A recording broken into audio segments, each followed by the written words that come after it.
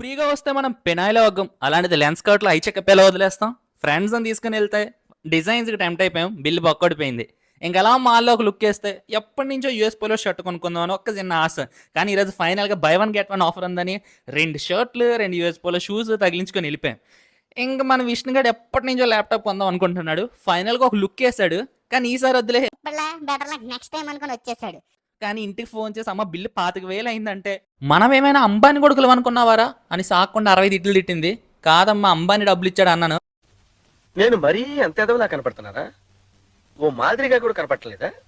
కాదు, అంబానీ మీకు కూడా డబ్బులు ఇస్తారు. అదే రిలయన్స్ ఫౌండేషన్ స్కాలర్షిప్. దీని నీతా అంబానీగా స్టార్ట్ చేశారు.